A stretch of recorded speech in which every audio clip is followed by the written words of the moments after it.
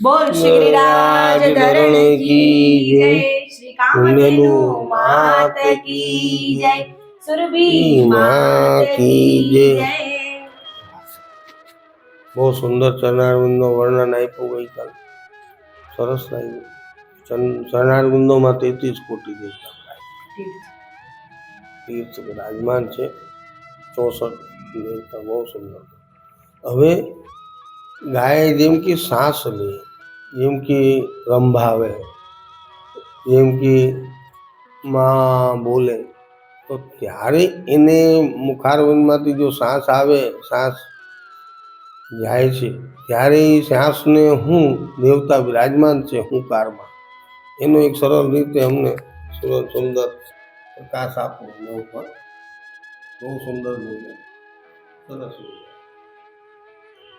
ગૌમાતાથી આપણને પ્રેમ ભાવ અને કરુણા ભાવ પ્રદાન થાય છે કે જ્યારે જ્યારે ગૌમાતા રંભાવે છે, જ્યારે જ્યારે ગૌમાતા હુંકાર પ્રગટ કરે છે, કે જ્યારે જ્યારે આપણે ગૌમાતાના નિકટ હોઈએ અને ગૌમાતાની શ્વાસ આપણને અનુભૂતિ થાય છે, ત્યારે ત્યારે આપણને તેમાં વેદોના જ્ઞાનની પ્રાપ્તિ થાય છે.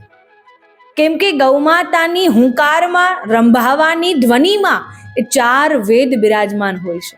ઋગ્વેદ, યજુર્વેદ, અથર્વવેદ અને સામવેદ, એ 4 વેદોનું જ્ઞાન આપણને માત્ર ગૌમાતાના નિકટ ઠાળા રહેવા માત્રથી તે જ્ઞાનની અનુભૂતિ થઈ શકે છે. તે બ્રહ્મ તેજનું જ્ઞાન, તે વેદોનું જ્ઞાન એ આપણને ગૌમાતાથી પ્રદાન થાય છે. કેમ કે વેદ ઉપનિષદ એ સાક્ષાત તેમનામાં વર્ણન આપણને મળે છે કે એ સાક્ષાત ગૌરૂપી છે. સર્વ વેદમયી હી ગૌ, કે ગૌમાતા એ સર્વ દેવમયી પણ છે અને સર્વ વેદમયી પણ છે. તો જેમનામાંથી આપણને વેદોની ધ્વનિ પ્રગટ થાય છે, જેમનાથી આપણને વેદોનું જ્ઞાન પ્રગટ થઈ આવે છે, એ આપણને સદૈવ વેદોના જ્ઞાનની પ્રાપ્તિ કરાવે છે.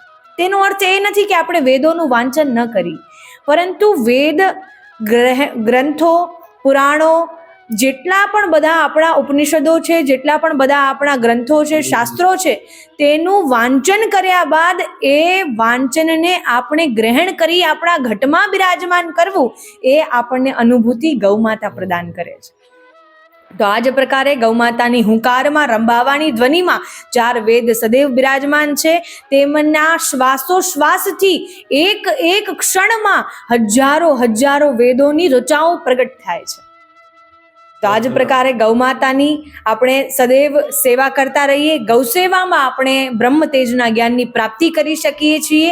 આપણો જેવો ભાવ હોય આપણને તેવી ભાવના પ્રગટ થઈ આવે છે. બોલ શ્રી गिरिराज धरण की जय, श्री कामधेनु मात की जय, सुरभि मात की जय.